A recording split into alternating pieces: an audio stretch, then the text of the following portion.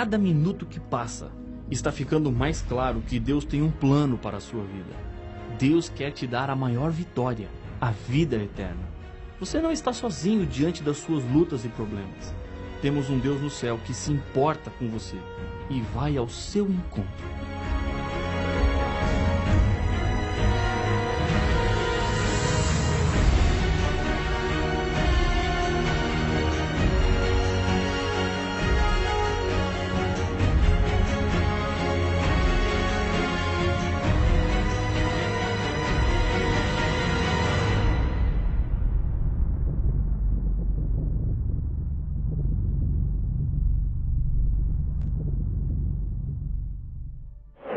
No livro do Apocalipse, encontramos várias vezes a referência ao número 7. E o estudo que faremos agora fala sobre este número. Dentre as muitas figuras do Apocalipse, os 7 selos é uma das profecias que mais alimentam a imaginação das pessoas com relação ao fim do mundo. Morte, sangue, espada, fome, pestes são elementos extraordinários para elaborar um coquetel terrorista e levar as pessoas ao pânico devido a todas as circunstâncias de destruição e violência que estamos vivendo. Essas são expressões usadas no contexto dos 7 selos. O que representam os 7 selos do Apocalipse? Assim como as 7 igrejas, eles representam 7 períodos que a igreja viveria desde a sua fundação até a segunda vinda de Jesus a essa terra, que é o conteúdo de um dos selos. Da mesma maneira que um historiador poderia decidir escrever a história da igreja em 7 volumes, cada um abordando uma época, Deus nos revelou, por antecipação, as características básicas de cada período ou época pelos quais a igreja passaria. Cada selo seria equivalente a um volume. Ao abrir cada um dos selos, João vê o que iria acontecer desde os seus dias até o fim da história do mundo. O livro do Apocalipse não pode ser estudado nem entendido de qualquer maneira. Existem 2 bases sólidas para nós não nos perdermos nos símbolos do Apocalipse. Primeira base: a interpretação dos símbolos deve ser feita com base em outros versos bíblicos. Segunda, a comparação da revelação de Deus com a história. O primeiro selo fala das características básicas da igreja do primeiro século, período dos apóstolos. E o 6º selo aponta para a segunda vinda de Jesus, que finalmente acontecerá no 7º selo. Os 4 primeiros selos falam sobre cavalos e cavaleiros. Apocalipse capítulo 6, versos 1 e 2, fala do primeiro. Vi quando o Cordeiro abriu um dos 7 selos, e ouvi um dos 4 seres viventes dizendo, como se fosse voz de trovão: vem. Vi então, e eis um cavalo branco, e o seu cavaleiro com um arco, e foi-lhe dado uma coroa, e ele saiu vencendo e para vencer. Essa época dos apóstolos coincide também com o período da igreja de Éfeso. Eles receberam a doutrina pura de Jesus para pregar. Enfrentaram muitas lutas, em um tempo de guerra entre a verdade e a mentira. Mas em momento algum, os primeiros cristãos permitiram que a doutrina fosse manchada. Foi um período de grandes vitórias espirituais, como no dia de Pentecostes, quando 3.000 pessoas foram batizadas. Logo depois, já existiam 5.000 cristãos. Outro acontecimento de muita importância foi a conversão de Saulo, que era um perseguidor da igreja, e transformou-se em um pregador e autor de 14 dos 27 livros do Novo Testamento. Ele foi um dos grandes responsáveis para que o evangelho fosse levado a todo mundo. Essa era a pregação na época do cavalo branco, e essa doutrina pura de Jesus é aquela que está estampada em toda a Bíblia. A Bíblia é quem nos apresenta a verdade. Uma pergunta que talvez você já tenha se feito é: se a Bíblia é uma só, por que existem tantas religiões? A resposta é simples. Existe muita opinião pessoal quando o assunto é a verdade bíblica, mas essas opiniões não podem ficar acima daquilo que a Bíblia diz. Precisamos voltar ao tempo do cavalo branco, quando apenas a verdade era pregada, sem interesses pessoais ou questões políticas por trás, motivando no que é e o que a igreja deveria ou não deveria acreditar. O segundo selo marca um período diferente. Quando abriu o segundo selo, ouvi o segundo ser vivente dizendo: vem. E saiu o outro cavalo, vermelho. e ao seu cavaleiro foi-lhe dado tirar a paz da terra, para que os homens se matassem uns aos outros. Também lhe foi dada uma grande espada. Apocalipse, capítulo 6, versos 3 e 4. A cor vermelha e os símbolos deste selo falam sobre o derramamento de sangue. Esse foi um período marcado pelas perseguições do Império Romano contra os cristãos, que preferiam morrer a ter que renunciar à fidelidade a Deus e à sua palavra. Este selo começa com a morte do último discípulo, João, no final do século I e vai até o ano 313, quando o imperador Constantino assina em Milão o Edito de Tolerância. Esse é o mesmo período que corresponde à igreja de Esmirna. Logo em seguida, vem o terceiro cavaleiro. Diz o Apocalipse: quando abriu o terceiro selo, ouvi o terceiro ser vivente dizendo: vem. Então vi, e eis um cavalo preto e o seu cavaleiro, com uma balança na mão. E ouvi uma como que voz no meio dos 4 seres viventes, dizendo: uma medida de trigo por 1 denário, 3 medidas de cevada por 1 denário, e não danifiques o azeite e o vinho. Apocalipse capítulo 6, versos 5 e 6. A igreja que enfrentou lutas para manter a pureza de suas doutrinas e que viu ser derramado o sangue de muitos fiéis por não renunciarem à fidelidade, agora é representada pelo preto, o oposto do branco. O preto representa aqui as trevas, por causa do pecado e do afastamento das verdades de Deus. A igreja, que era pura, contaminou-se com uma montanha de tradições e costumes dos pagãos. Com a queda do Império Romano, a figura dos imperadores desapareceu. E com isso, surge a figura do bispo de Roma, como detentor de poder político, espiritual e social. O período do cavalo preto marca o tempo que vai até o início da Idade Média. Todas essas mudanças estavam previstas na Bíblia. Paulo profetizou sobre um tempo em que as doutrinas seriam mudadas. E que, dentre vós mesmos, se levantarão homens falando coisas pervertidas para arrastar os discípulos atrás deles. Atos capítulo 20 e o verso 30. A balança na mão do cavaleiro representa o espírito de comércio e materialismo que entraria na igreja. 1 denário era o salário de um dia de trabalho, com o qual se comprariam apenas 654 gramas de trigo ou menos de 2 quilos, 1.962 gramas de cevada. Isso é o símbolo de grande escassez da palavra de Deus, proibida nesse tempo, que produziu fome espiritual entre as pessoas. Muitas doutrinas bíblicas foram deixadas de lado e entraram no seu lugar. Doutrinas que eram dos pagãos, que adoravam ao Deus Sol e não ao Deus verdadeiro. Nesta época, Constantino emite a lei dominical, mais antiga que se conhece. Ele instituiu por decreto o domingo como dia do Senhor, ao invés do sábado bíblico. Poucos fiéis se mantiveram respeitando a verdade bíblica. O azeite representa o Espírito Santo e o vinho representa o sangue de Jesus Cristo derramado pelos pecadores. A esses foi dada uma ordem para que não fossem danificados. Em todos os tempos e em todas as eras, Deus sempre teve seus filhos que não se corromperam e nem abandonaram a verdade. O quarto selo apresenta o quarto cavalo e seu cavaleiro. Quando o cordeiro abriu o quarto selo, ouvi a voz do quarto ser vivente dizendo: vem.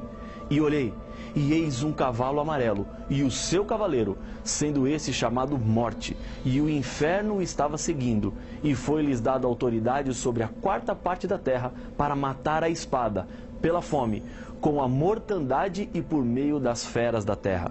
Apocalipse capítulo 6, versos 7 e 8. Hades, aqui traduzido por inferno, quer dizer na verdade sepultura. A visão do cavalo amarelo simboliza o período do qual se consumou a degradação da igreja cristã. Essa degradação teve início no período simbolizado pelo cavalo vermelho, acentuou-se com o cavalo preto e tornou-se terrível com o cavalo amarelo. O período histórico corresponde do ano 538, com o decreto de Justiniano, até 1517, o começo da Reforma.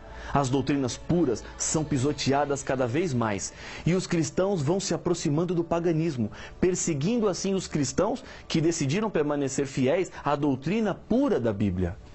Por trás desse processo triste que envolveu o cristianismo, havia alguém que um dia se levantou contra Deus no céu e tentou tirar a soberania de Deus, tentou destruir a Bíblia e colocar-se no lugar dele. Lúcifer foi se infiltrando devagar no cristianismo. Os mandamentos de Deus são substituídos por mandamentos de homens. A partir do quinto selo, não aparecem mais cavalos. O período de tempo avança e os detalhes da profecia bíblica podem ser todos percebidos na história. Quando Deus fala do futuro, não apresenta possibilidades, ele fala de realidades.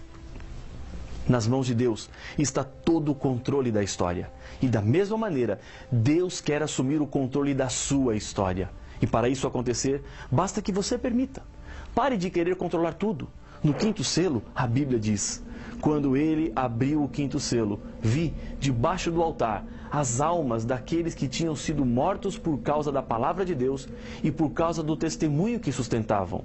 Clamaram em grande voz, dizendo: até quando, ó soberano Senhor, santo e verdadeiro, não julgas, nem vingas o nosso sangue dos que habitam sobre a terra? Então, cada um deles foi dado uma vestidura branca, e lhes disseram que repousassem ainda por um tempo, até que também se completassem o número dos seus conservos e seus irmãos, que iam ser mortos como igualmente eles foram. Apocalipse capítulo 6, versos 9, 10 e 11. No altar de bronze do santuário, no Antigo Testamento, se ofereciam sacrifícios de animais. O sacrifício era queimado e o sangue era derramado na base do altar. A vida ou a alma está no sangue. O símbolo é claro: o sangue dos que morreram por causa de sua fé, dos que não aceitaram o erro que se misturou com a verdade bíblica, é derramado como um sacrifício ao pé do altar. Esse sangue simbolicamente clama a Deus, como fez o sangue de Abel, quando foi assassinado pelo seu irmão Caim. As vestes brancas simbolizam a dignidade da justiça de Cristo, que eles têm direito. Mas, embora tivessem recebido a vitória de Cristo, deveriam descansar na tumba um pouco mais, até que Jesus venha e lhes dê a recompensa. O quinto selo vai do ano 1517 até o ano 1755. Outros 2 selos ainda precisam ser abertos. Agora é o sexto selo, que começa com sinais da natureza e termina com a volta de Jesus. Vi quando o Cordeiro abriu o sexto selo e sobreveio grande terremoto. O sol se tornou negro como saco de crina e a lua toda como sangue, e as estrelas do céu caíram pela terra como a figueira, quando abalada por vento forte deixa cair os seus figos verdes. Apocalipse capítulo 6, versos 12 e 13. O grande terremoto que o sexto selo fala é identificado na história pelo grande terremoto de Lisboa, que aconteceu no dia 1º de novembro de 1755.